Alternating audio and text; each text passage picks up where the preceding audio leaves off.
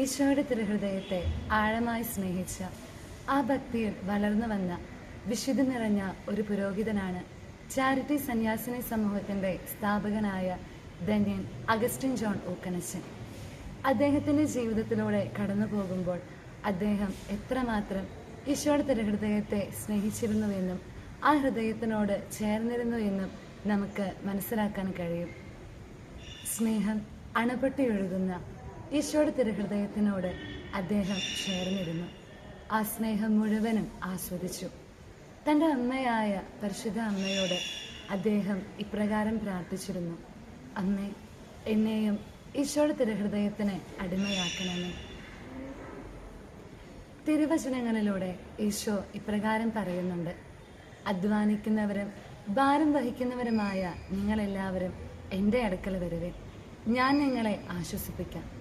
അതെ, ഈശോയുടെ വലിയ സ്നേഹം നമുക്ക് തിരിച്ചറിയണമെങ്കിൽ ആ ഹൃദയത്തിനോട് ചേർന്നിരിക്കണം. ആ ഹൃദയത്തിൻ്റെ സ്നേഹം മുഴുവനും അനുഭവിച്ചറിയണം. എൻ്റെ സന്യാസ പരിശീലന കാലഘട്ടത്തിൽ ഒരു സിസ്റ്റർ എനിക്കൊരു കാർഡ് തന്നു. ആ കാർഡിലെ വരികൾ ഇപ്രകാരമാണ്: ഈശോയുടെ തിരുഹൃദയത്തിൽ ഒറ്റയ്ക്കായിരിക്കുക. ആദ്യം ആ പ്രാർത്ഥന വായിച്ചപ്പോൾ എൻ്റെ ഉള്ളിൽ ഇപ്രകാരമൊരു ചിന്തയാണ് ഉണ്ടായത്: എന്തൊരു സെൽഫിഷ് പ്രയറാണിതെന്ന്. എന്നാൽ പിന്നീട് വർഷങ്ങൾക്ക് ശേഷം ജീവിതത്തിൻ്റെ ഓരോ സഹനങ്ങളിലും വേദനകളിലും ഈശോയുടെ തിരുഹൃദയത്തിനോട് ചേർന്നിരുന്നപ്പോൾ ഈ പ്രാർത്ഥന എത്രമാത്രം മധുരമുള്ളതാണ് എന്ന് എനിക്ക് തിരിച്ചറിയാൻ കഴിഞ്ഞു.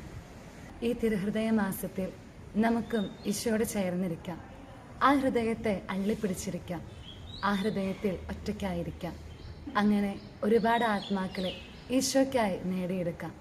ഇത് തന്നെയാണ് സ്ഥാപക പിതാവ് ധന്യൻ അഗസ്റ്റിൻ ജോൺ ഊക്കനച്ചനും തൻ്റെ ജീവിതത്തിലൂടെ നമുക്ക് കാണിച്ചു തന്നത്. ഏവർക്കും തിരുഹൃദയ തിരുനാളിൻ്റെ ആശംസകൾ നേരുന്നു.